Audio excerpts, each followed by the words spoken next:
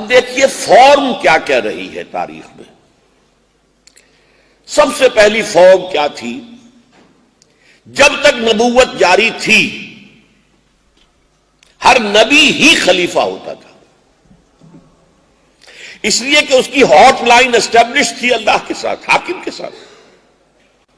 وہی وہاں سے آ رہی ہے، یہ ریسیو کر رہا ہے علیہ الصلوۃ والسلام اور اس کو نافذ کر رہا ہے. اور جہاں کوئی اس کی وحی نہیں آئی ہے وہ اپنی ججمنٹ، اپنی سوچ، اپنے اجتہاد سے کام لے رہا ہے. تو تمام انبیاء خلیفہ تھے اللہ کے. اس کو نوٹ کر لیجیے اچھی طرح، جس کی مثال کیا ہے؟ حضرت داؤد علیہ الصلوۃ والسلام. میں نے آیت سنائی آپ کو سورہ صاد کی، یا داؤد انا جعلناک خلیفۃ فی الارض فاحکم بین الناس بالحق ولا تتبع الہوی فیضلک عن سبیل اللہ. اے داؤد، ہم نے تمہیں زمین میں خلافت عطا کی، حکومت عطا کی ہے، اپنی نیابت عطا کی ہے، تو لوگوں میں حق کے ساتھ فیصلے کرو اور کبھی اپنی خواہش نفس کی پیروی نہ کرنا، ورنہ وہ تمہیں گمراہ کر دے گی اللہ کے راستے سے. یہ خلافت حضرت داؤد کی صرف ایک مثال کے طور پر ہے، لیکن میں نے آپ کو ایک حدیث سنائی تھی کہ یہ معاملہ پورے 1400 برس جاری رہا ہے بنی اسرائیل میں. بخاری شریف میں روایت ہے، حضور نے فرمایا کانت بنو اسرائیل تسوسہم الانبیاء. بنی اسرائیل کی سیاست، ان کے انتظامی امور، ان کے فیصلے اجتماعی یہ انبیاء کرتے تھے. کلما ہلک نبی خلفہ نبی، جیسے ہی ایک نبی فوت ہوا ایک اور نبی اس کی جگہ خلیفہ بن گیا، اس کا خلیفہ ہو گیا. داؤد کا انتقال ہوا علیہ السلام، ان کے بیٹے حضرت سلیمان خلیفہ ہو گئے. یہ نظام، اگرچہ وہاں لفظ بادشاہ بھی استعمال ہم کر لیتے ہیں، وہ بادشاہ نہیں تھے. بادشاہ کا در حقیقت یوں سمجھیے کہ شکل بادشاہت کی تھی، لیکن تھے خلیفہ. اللہ کا جو حکم آئے گا اس کو تو نافذ کریں گے، اور اس کے لیے وحی آ رہی ہے. جہاں اللہ کا حکم نہیں ہے اپنا اجتہاد کریں گے.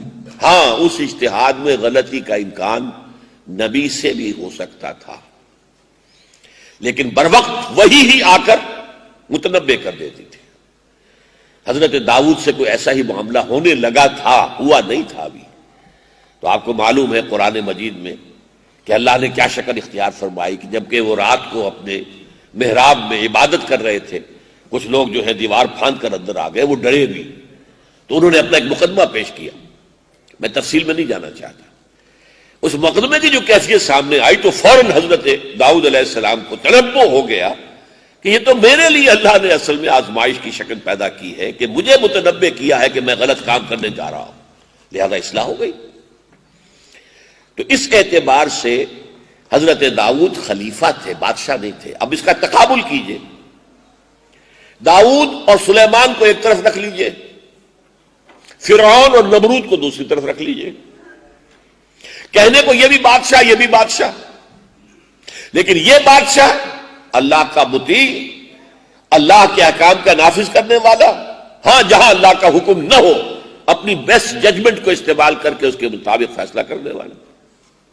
یہ بادشاہ فرعون اور نمرود خود بادشاہی اور حاکمیت کے مدعی، اور حاکمیت اللہ کی تو گویا خدائی کے مدعی.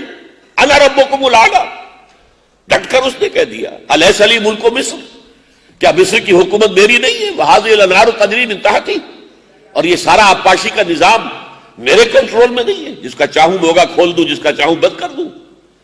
یہ بادشاہت کے، حاکمیت کے، ساورنٹی کے مدعی تھے، لہذا کافر تھے، مشرک تھے، خدائی کے دعوے دار تھے. یہی معاملہ نمرود کا تھا. اس کا جو محاجہ ہوا ہے، مناظرہ ہوا حضرت ابراہیم کے ساتھ، سورہ بقرہ میں موجود ہے. حضرت ابراہیم نے کہا میرا رب وہ ہے جو زندہ رکھتا ہے اور مارتا ہے. اس نے بھی کہا ٹھیک ہے، میں بھی کر کے دکھا دیتا ہوں. جیل میں سے 2 قیدی بلائے، ایک کی فوراً گردن اڑا دی، دوسرے کو بخش دیا. جاؤ، میں نے کر دیا، دیکھو، جسے چاہا زندہ رکھا، جسے چاہا میں نے مار دیا.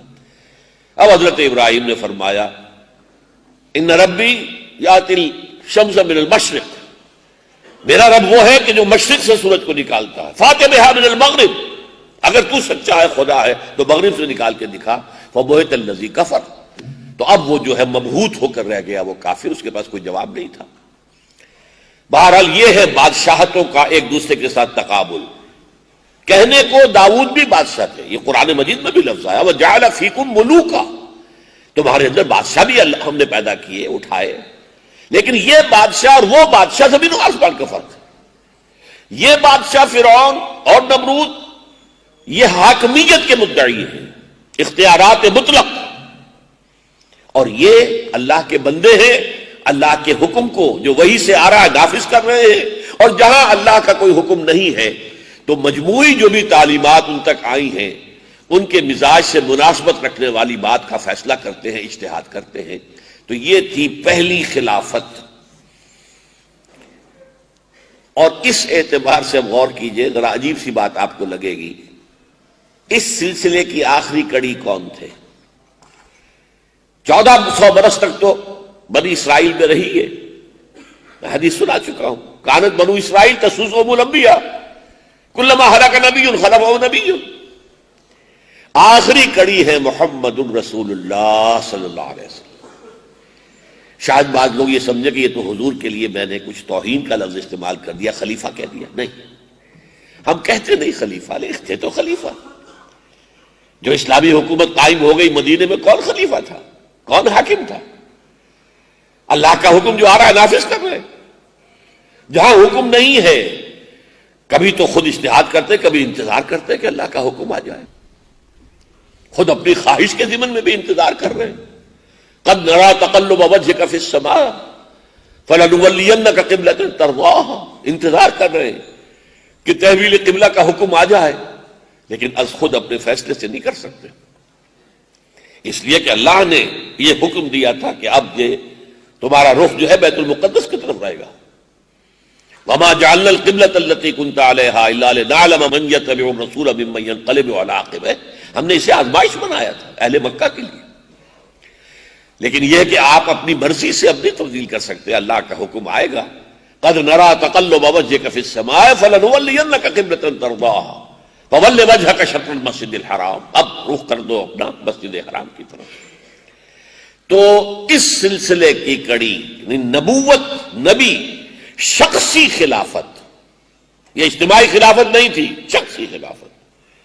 نبی اپنی ذات میں خلیفہ ہے، نبی کی ہاٹ لائن اسٹیبلشڈ ہے وہی کی اللہ کے ساتھ، جو حکم آ رہا ہے نافذ کر رہے ہیں.